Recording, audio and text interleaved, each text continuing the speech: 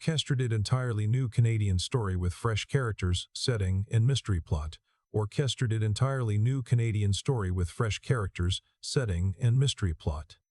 The accident happened on a dry road in good light, with nothing in front of her, and that was the part Genevieve Laurent could never explain afterward.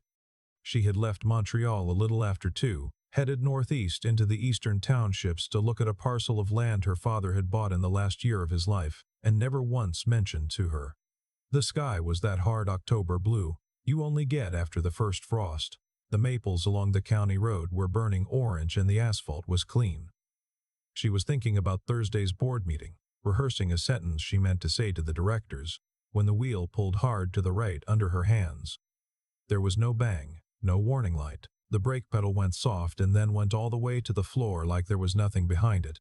Her black Mercedes drifted across the center line, found a shoulder, and put its grill into the rear quarter of an old rust-orange GMC pickup that had been parked half on the gravel. When the noise stopped, she was breathing through her teeth and gripping the door to make her hand stop shaking. The man who climbed out of the truck did not hurry. He was tall, maybe in his early 40s, in a faded plaid jacket and work boots that had been resoled more than once. He walked around the back of his truck, looked at the crumpled metal, looked at her, and said nothing. She got out and told him to move his vehicle so she could get hers off the road. He didn't move it. He just stood there with one hand at his side, and in that hand was a flat envelope, cream-colored, soft at the corners from age, and across the front of it in pen was a name. Her father's name. She didn't understand yet what she was looking at. She only knew the cold started somewhere in her wrists and climbed. The local detachment sent one cruiser, and it took 20 minutes to arrive, and the constable who got out of it knew the man by his first name. Elias, he said, like they'd been at the same arena last weekend watching kids play hockey. Genevieve stood by her wrecked SUV and told the officer it was a mechanical fault, that she'd have the dealership look at it, that she'd provide her insurance and her contacts by end of day. She did not mention the envelope. She did not mention that the wheel had moved on its own against her hands like something had decided for her. Elias Thorne answered the constable in short, even sentences. His name, his address out on the Pinecrest Concession Road, the year of the truck. He declined the cash the constable hinted she might offer to keep it off the books. He said he'd rather it go through proper channels. When the tow company said an hour minimum, he told her there was a cafe up the road where she could wait, that her phone was nearly dead and the cell coverage in the valley was thin and she'd be more comfortable inside. She agreed without any warmth at all.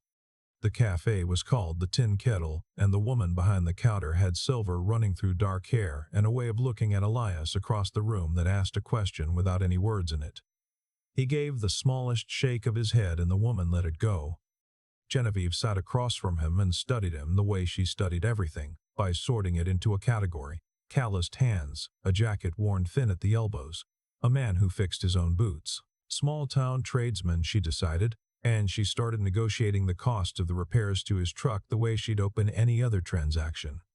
He answered her with numbers that were precise to the dollar.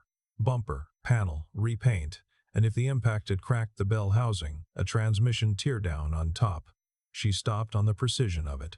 A man who priced bodywork like that had priced other things in another life, larger things, with lawyers in the room. "What is it you do?" she asked him.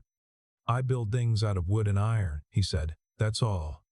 The bell over the door rang and a small girl came in, 7 maybe, in a denim coat too big for her, holding a folder of pressed maple leaves against her chest like it was the most valuable thing in the building. She saw the stranger at her father's table and tucked herself in behind his arm without a sound.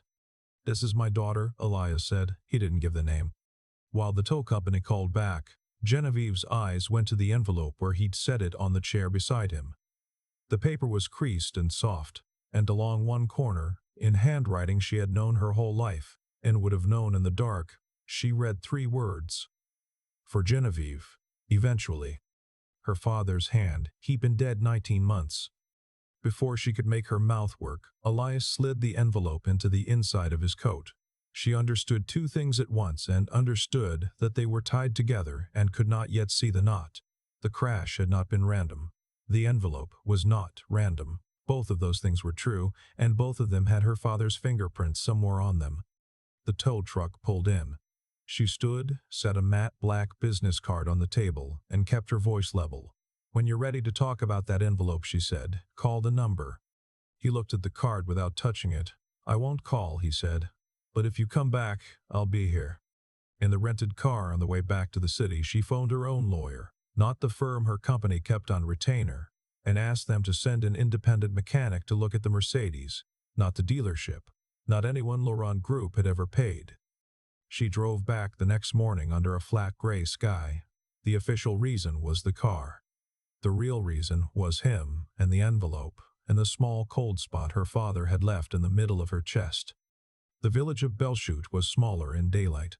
A dépanneur, a feed store, a garage, a single set of lights, and a gravel road that ran out past the last houses to a long drive and a converted barn with a sliding door. Inside, the smell hit her first. Linseed oil and beeswax and wood smoke, and the things on the floor stopped her cold.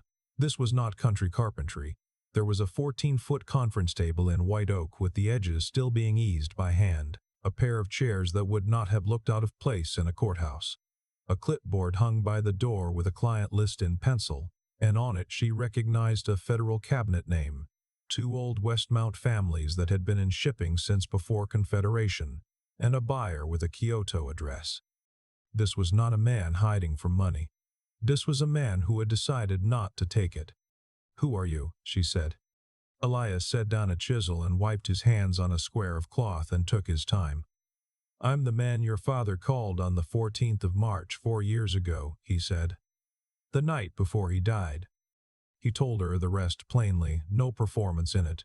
He had been a partner at a Montreal engineering and construction law practice. For 11 years, Auguste Laurent's personal counsel on the technical side, the man who read the reports the other lawyers couldn't read. He had walked away from all of it after his wife died. She didn't believe him. She didn't want to. She took out her phone and searched his name, and there he was. Elias Thorne, P.Eng McGill, a partner from a firm she half recognized, departed for personal reasons the year the firm's website went vague. The photo was a younger man in a dark suit, leaner in the face, but the eyes were the same eyes that were watching her now across a workshop full of sawdust. She sat down hard on the white oak chair he'd finished that morning. "Your father wrote you a letter," Elias said. "He asked me to give it to you when you were ready, not when you came looking for it." "Am I ready now?" she asked. He looked at her a long moment and then he said, "No." He laid the envelope on the bench between them and did not push it toward her. She stood up furious. "Who decides that?" she said. "You? A man I met yesterday?" "I decided," he said, "because you walked in here still thinking I want money." That one landed, and she felt it land. She left the envelope on the bench. She walked out, and at the door she turned around. "You should know," she said, "the car yesterday didn't fail on its own. I have someone looking at it." His hand stopped halfway to the chisel. For the first time since she'd met him, something moved across his face that was not control. "Then you'll need to be more careful than I thought," he said. After she was gone, he stood alone in the cold workshop, with the envelope held flat between his palms, and he spoke to the empty room the way a man does when he's been alone too long. "She's exactly like you, August," he said, and he wasn't sure if it was an accusation or a kind of grief. 200 kilometers south, in a townhouse on the slope of Mount Royal, a man named Roderick Vane set down a glass of whiskey and listened to a voice on a phone he had never saved under any name. She'd been to Belchute. She'd met Thorne. She was already asking about the car. Vane asked whether the inspection report had been swapped yet. "Not yet," the voice said. "Soon." Genevieve took the only room available in the village, 2 of 4 in a clapboard inn over the river, the kind of place with a rocking chair on a sagging porch, and a register that still ran on a pen. She phoned Vane that night because he had run her father's company beside her father for 20 years, and because phoning Vane was a habit older than her suspicion. She told him only that she'd met Elias Thorne. Vane answered the way he always did when something worried him too smoothly. Thorne had been August's old counsel, he said. He might be fishing for a settlement. He'd send a legal team up in the morning to handle it. She said she'd think about it. At the very end of the call, almost like it had slipped his mind, Vane asked, "And the car? Anything come back yet from that inspection?" She held the phone a few centimeters from her ear for half a second. She had told no one outside her own lawyer that there was an inspection. Still waiting, she said, and she ended the call and sat looking at the dark glass of the phone in her hand. How did he know? That night she opened the photo library on her father's old tablet, the one she hadn't been able to make herself look at since the funeral. She scrolled until she found a picture from a summer she couldn't place, her father in a hard hat, Elias beside him with his sleeves rolled, and between them a slim woman with dark hair and a charcoal blazer, laughing at something off to the side of the frame. Behind them a half-poured foundation and a banner. Laurent Group, Rivière Belle Crossing. She had never heard of the project. She called her assistant in Montreal and asked for the file. The reply came back 20 minutes later. No record found. Project appears to have been wound down before completion. In the morning she walked to the tin kettle. The woman behind the counter poured her a mug of mint tea instead of coffee without being asked. There was a small painted sign by the till. Agnes. You didn't sleep, Agnes said. It wasn't a question and it caught Genevieve off guard. Agnes wiped her hands on her apron and leaned on the counter and talked the way people in small places talk to strangers when the place is empty. She'd been a friend of Elias's wife, she said. Camille. An engineer, like him, but the one who designed things while he built them. Camille had died 9 years back when a temporary span gave way at a worksite outside Sherbrooke. Elias had brought the girl out to Belchute a few months after the funeral. He had never touched a piece of wood in his life before that. Now look at him. Genevieve's hands cooled around the mug. A span that gave way. A worksite. She knew the shape of the thing before she had the name for it. She walked out to the workshop. Elias was fitting a door to a bookcase, and the girl was sitting cross-legged in the shavings drawing a fox in pencil. Genevieve lowered her voice so the child wouldn't catch it. Your wife died on one of my father's projects, she said, didn't she? He didn't turn around. He set the screwdriver down on the bench, slow, careful. That's part of what's in the envelope, he said. It isn't the most important part. She didn't understand what that meant. The girl came over then and held up the drawing. Do you want it? She said. It looks a bit like you. She said it the way children do, with no flattery in it at all, just stating a thing she'd decided was true. Genevieve took the paper by the edges. It had been a very long time since anyone had given her anything that wasn't part of a deal.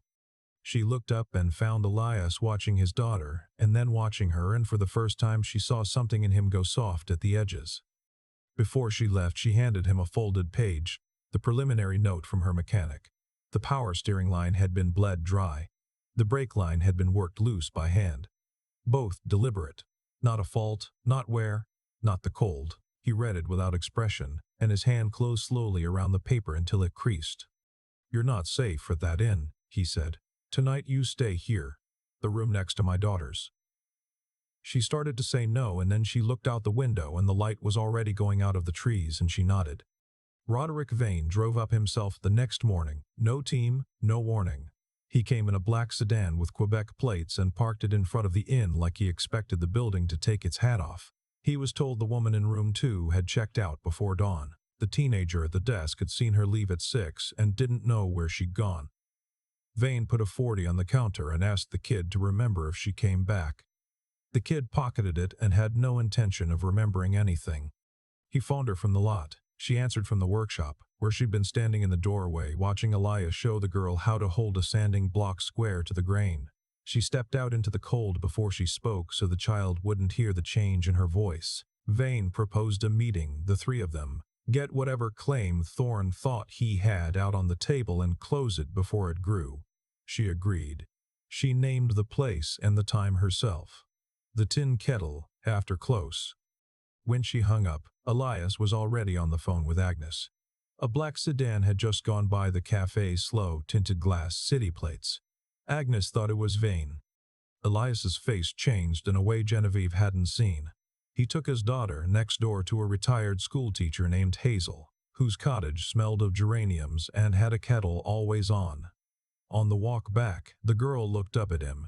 Is she coming back? She asked. The lady from the city. I think so, he said. The girl nodded, satisfied, and went inside.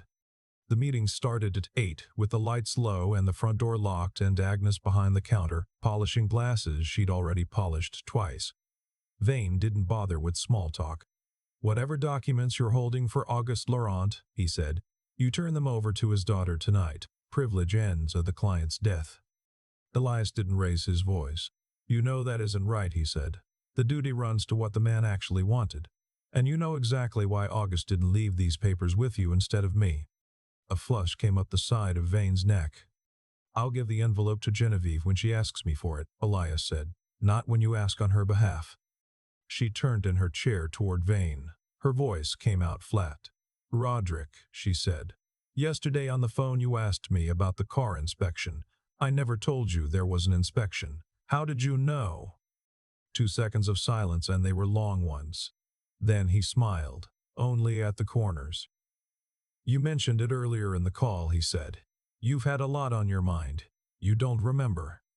She didn't smile back. Vane stood and buttoned his coat with the slow precision of a man used to being looked at. "Thorne," he said, "you've been out of the profession 9 years. Don't assume there's anyone left who'd lift a finger to protect you." For the first time all night, something moved behind Elias's eyes, and it wasn't anger. It was colder than that. "I don't need protecting," he said. "I need you to understand that I still remember every single thing." Vane walked out into the dark. Genevieve sat with both hands flat on the table and asked the only question that mattered. "What is he afraid of?" Elias didn't take his eyes off the door. "He's afraid of what your father had decided to say to you," he said, "before he had a heart attack 2 weeks too early, the week after he wrote that letter." The cold spread out from the center of her until it reached everything at once. The car hadn't been an accident. And if the car hadn't been, then maybe her father hadn't been either. She asked Elias to take her to the place his wife had died. He didn't want to. He did it anyway. They drove 2 hours west the next day. The GMC's radio long dead, neither of them filling the silence. The road climbed out of the hills and dropped into farm country, and ran a long while along the river before it turned onto a concession road that hadn't been graded in a decade. The site was an empty lot now, fenced with chain link that had started to lean. Grass to her knees. 3 foundations stood unfinished, the concrete gone almost black with weather and threaded with rusted rebar. A few ribbons of safety tape, bleached nearly white, still hung from the corner of the fence. Elias stopped at the gate and sat there a long moment before he could get out. When he did, he walked to a spot near the middle of the lot and stood and didn't speak. Genevieve followed at a distance. She understood that this place was a grave to him in every way that counted, even if there was no stone. He told it to her evenly, like reading off a page he'd memorized against his will. The Rivière Belle crossing was meant to be a pedestrian bridge and cultural pavilion, a thing her father had cared about personally, not for the money. Camille was the engineer of record. During the 3rd month, an internal report had been filed flagging a defect in the temporary support system holding the deck while the concrete cured. The report was suppressed, he said, by Vane, acknowledging it would have stopped to work 6 months, and dropped the company's share price by an estimated 18% in a quarter when August was carrying debt. 2 weeks after they buried the report, the temporary span let go during a pour. Camille had been on the deck that morning for a structural review. She was killed where she stood. 2 workers were hurt, one of them for good. "Your father learned the truth a month later," Elias said. "He meant to come forward." Vane talked him out of it. The families would be compensated quietly, 7 figures each, sealed. It would never reach a courtroom or a newspaper. "And he said, as August's personal counsel on the technical end, I ran those negotiations on his behalf. I didn't find out until the end of that week that one of the names on the settlement list was my wife." Genevieve stood very still in the long grass. "My father paid for your wife's death," she said. "Your father didn't know Camille was my wife," Elias answered. "I never talked about her at the office. Different name on her work. When he found out, he came apart. He never put himself back together. That's why he wrote you the letter. That's why he gave it to me and not to Vane. He knew I wouldn't use it to take revenge. He only asked me to wait until you were ready to hear it." She sat down on the grass and put her hands over her face and cried, not because she was ashamed of it, But because she'd finally understood what her father had been carrying the day his heart stopped. Elias sat on the ground beside her and didn't touch her and stayed there as long as she needed him to. On the drive home, the sun went down behind the green mountains, and neither of them spoke. She rested her hand against the door. His hand on the shifter was a few centimeters away. Neither of them moved, either hand, the whole way back. Agnes had tea on the table and a lamp lit in the kitchen when they got in. Genevieve sat. Elias sat across from her. She picked up the envelope and broke the seal, and before she opened it, she looked at him. "If my car wasn't an accident," she said, "then maybe my father wasn't either." He didn't contradict her. Inside were two things. A letter, 4 pages in her father's hand on cream paper, and a typed list of 11 names. She read the letter first. He apologized to her for choosing silence when he should have spoken. He laid out plainly what Vane had done and why he'd agreed to stay quiet, to protect the company, and to protect her, his only child, from a scandal that would have followed her name the rest of her life. Near the bottom of the 3rd page he had written, "I don't deserve your forgiveness, but I believe you'll do the thing I wasn't brave enough to do." And on the last page, "If you are reading this and I'm gone, know that I had decided to come forward the Monday after I wrote it. I told Roderick I no longer trusted him." She laid the pages flat. Her hands weren't shaking anymore. The shock had burned off. What was left was colder and steadier than fear. The list was alphabetical. 3 engineers, 2 site supervisors, 4 managers inside Laurent Group, 2 officers from the subcontractor. Vane's name was 7th. "Why didn't you make this public in 9 years?" she asked him. "Because August asked me to wait for you," he said. The back door opened without a knock. Agnes stepped in carrying a small wooden box the size of a paperback, the lid worn smooth. She set it on the table between them. "Camille gave me this a week before she died," Agnes said. "She told me if anything ever happened to her, I was to keep it and only hand it over when Auguste Laurent's daughter was standing in this kitchen." Both of them went still. Inside the box were 2 things: a memory card, the small kind, and a folded note in handwriting Elias hadn't seen in 9 years. "Original report. I made a copy before I submitted it." He didn't move for a long time. He hadn't known. He'd never known she'd kept a copy. Agnes's eyes were wet. "I promised her, Elias," she said. "I couldn't tell you sooner." He looked at her and nodded once. Not forgiveness, exactly, just understanding. He'd known Camille well enough to know exactly why she'd done it. Genevieve put the card into her laptop, and the file opened on the first try. The full structural report. The metadata intact. Camille's signature as engineer of record. 2 appended refusals from engineers who would not approve the support system, and attached to it an internal email thread, and 1 line in a reply with Vane's name on it. "Pull this report out of the system by end of business." It was hard evidence. There was no version of the story it didn't break. She closed the laptop and looked at the man across the table. "Thank you," she said. "Not for the letter." He understood. For the 9 years he'd waited so that she could be the one to open it. He nodded, and his hands, flat on the wood, finally came loose.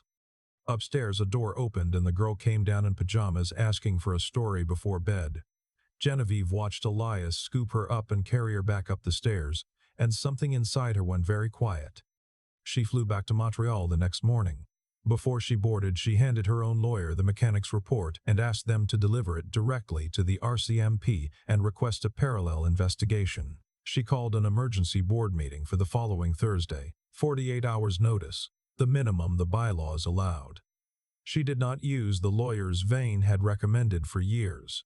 She brought in independent counsel from Toronto and gave them the whole file 2 days before the meeting. When the directors filed into the room on the 31st floor, Vane was already seated at the head of the table opposite her.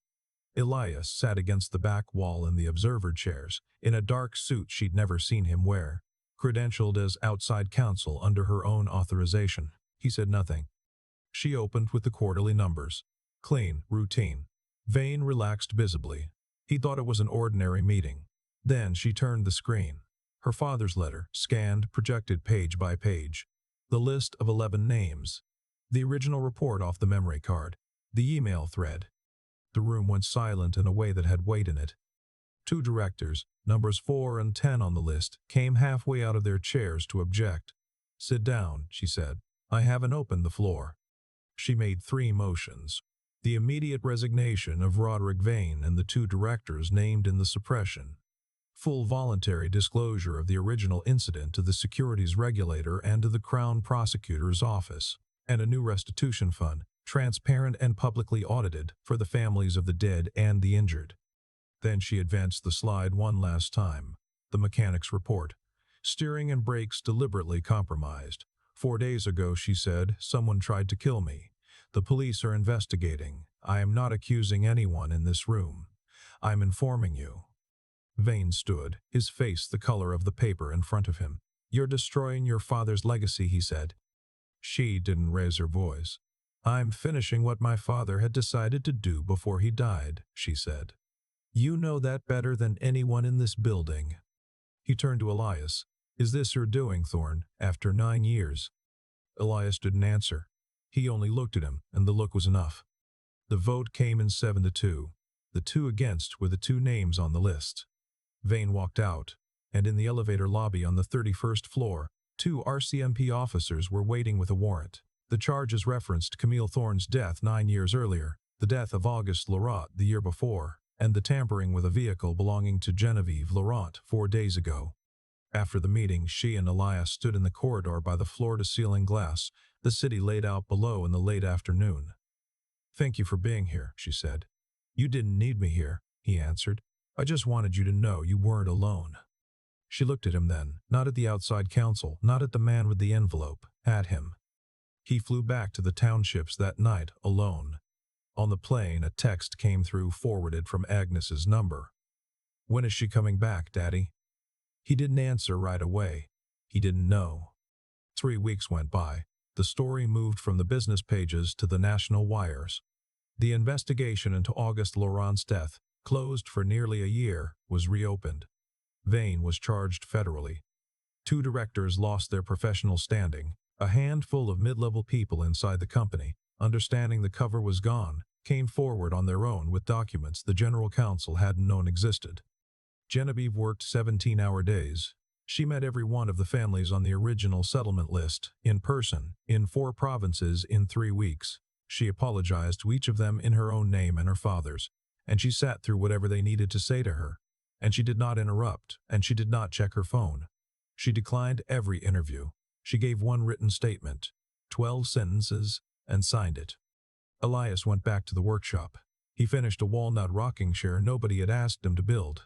He sanded it 3 more times than it needed, and oiled it twice.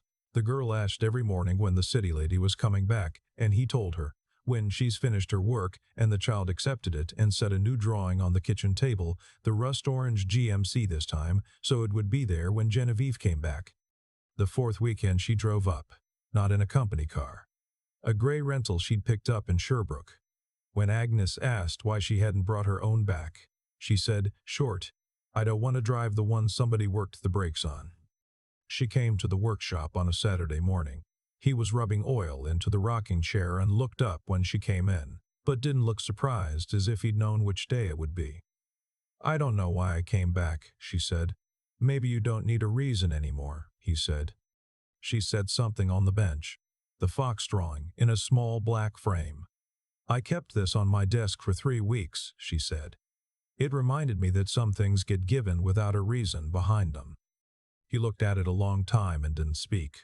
Then the girl came in, saw her, froze, and ran across the shavings to throw both arms around her legs. No greeting, no hesitation, like she'd been waiting. Genevieve, who had never once been held by a child like that, put a hand on the top of the small head. The gesture was clumsy. It was real. Elias turned away to wipe oil off his hands on a rag that didn't need it. She started coming up every weekend. She sold the apartment in the city to a buyer through a broker who never met her. She kept a small office in Montreal for the fund, no staff, 2 days a month. She didn't announce any of it. By the 3rd month, nobody from her old life called anymore, and she found she didn't miss the ringing. On a quiet morning in November, after the last leaves had come down and the maples had gone the color of cold iron, he drove her to the cemetery on the western edge of the village. Camille's stone was small and plain, gray granite. The dates beneath the name spare. The plot was kept neat by Agnes, who came once a week with shears whether anyone was watching or not. Elias laid a bundle of dried wild aster on the grass in front of it. Genevieve stayed 3 steps back. She knew her place in that moment was not closer. He spoke quietly to the stone. "I kept my word," he said. "I waited for the right one." Genevieve lowered her head and said nothing. She didn't feel she'd earned a word in that conversation. But standing there in the gray November light, she felt that something between her and the woman in the ground had been understood without her having to ask for it. On the way home, he pulled the truck over by an empty half-acre beside the workshop, sumac growing up through old fence wire. "I've been thinking about a bigger shop," he said. "Tall windows. A second floor so the girl has her own space to work when she's older." "What do you need to start?" she asked. "Not money," he said. "Time. And somebody willing to be here when it goes up." She looked at the lot. "I'm useless with a hammer," she said. "You don't need to swing a hammer," he said. "You just need to be here." She nodded. Small, but it was enough. The new shop was framed by late spring, tall and bright, a whole wall of glass looking into the trees. Vane was sentenced to 22 years. The investigation into Auguste Laurent's death closed with a finding of slow poisoning, a substitution made in his prescription over months, and a second defendant took a plea for a reduced term. Genevieve had handed full operational control of the company to an independent board and kept only one thing for herself: ethics oversight of the fund, which she'd named after a woman she'd never met. She hadn't told Elias the name yet. She moved out to Belchute for good in the spring. She ran the fund from a small office above the tin kettle, where Agnes brought her tea every morning, whether she asked for it or not. The girl had stopped calling her the city lady. She had stopped calling her the city lady. She had stopped calling her anything formal at all. She had decided on her own to use Genevieve's first name, and Genevieve had not corrected her. On a Saturday afternoon in May, the 3 of them painted the door of the new workshop together. Elias stood on a ladder doing the top panels. The girl crouched at the bottom with a small brush, and Genevieve worked the middle in jeans and one of his flannel shirts that didn't fit her. The girl looked up. "Are you going to stay forever?" she asked. Genevieve didn't answer right away. She glanced up the ladder and found Elias looking down at her. She looked back at the child. "I'm thinking about it," she said. He came down the ladder slowly and set it against the wall. "Why don't you go find Agnes for a minute, sweetheart?" he said. The girl ran off across the yard toward the older woman waiting on the porch with a jug of lemonade. Elias turned to her. The shop smelled of fresh paint and pine and the warm cedar of the new floor. "You don't have to promise a child something you haven't promised yourself," he said. "I'm promising both of them," she said, at the same time. He looked at her a long moment.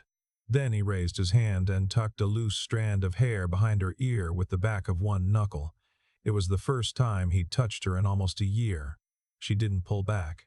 He didn't move closer. It was a moment, no more, but it was long enough for both of them to know it had finally come. Agnes and the girl crossed the yard. The child ran straight to the 2 of them and threw an arm around each, like it had always been arranged this way, like she'd only been waiting for the grown-ups to catch up. In the last of the afternoon light, they sat together on the porch of the new shop, the rust-orange truck parked under the maple at the edge of the clearing, the mist beginning to settle into the valley, and somewhere between a sabotaged steering wheel and a letter that took 9 years to open, 2 people who had stopped expecting anything from the world at all found out they had been waiting the whole time for each other. I keep going back to the moment Genevieve stepped out of that wrecked Mercedes ready to dress a man down, not knowing the wheel had been cut by someone who wanted her gone. That's the part that stays with me. She thought the worst thing on that road was a dented bumper and a stranger who wouldn't move his truck. The real wreck had been set in motion 9 years earlier in a quiet office, when Roderick Vane decided a safety report was an inconvenience and pulled it out of the system before it could cost the company a quarter. Everything after that. Camille on that deck, August carrying a guilt that finally stalked his heart. The brake line worked loose by hand. All of it grew from that one choice to look away. Nothing in this story was random. It was cause and effect, the slow kind, the kind that takes years to come due. What I've come to believe, watching it unfold, is that a person is really only 3 things when the pressure comes. The first is whether they'll do the right thing when the wrong thing is easier and pays better. August couldn't, not while he was alive, and it broke him. Genevieve could, in a boardroom full of people who wanted her to stay quiet, and it remade her. The second is whether they can see clearly, not be clever, just see. She had to stop sorting Elias into a category, stop assuming a man in worn boots had nothing to teach her, before she could understand anything at all. The day she put down her judgment, the truth started coming to her. And the third is the plainest one, and the hardest. Staying power. Elias waited 9 years to hand over an envelope. He didn't chase revenge, didn't sell the story, didn't crack. He just kept his word and built furniture and raised a little girl, and he was still standing there when the right person finally walked in. I think that's why little Ren matters so much to me in all this. She handed Genevieve a drawing of a fox for no reason at all, and that small thing did what no settlement check ever could. It reminded a guarded woman that some things get given freely, and people are worth more than what they can pay you. So if I take anything from Genevieve and Elias, it's this. You don't get to choose whether hard things land on your road. You only get to choose who you are when they do. Be the kind who does right when it costs you. Keep your eyes honest enough to see people as they actually are, and learn to wait and to endure, because the truth has its own timing and it rewards the ones who are still there when it arrives.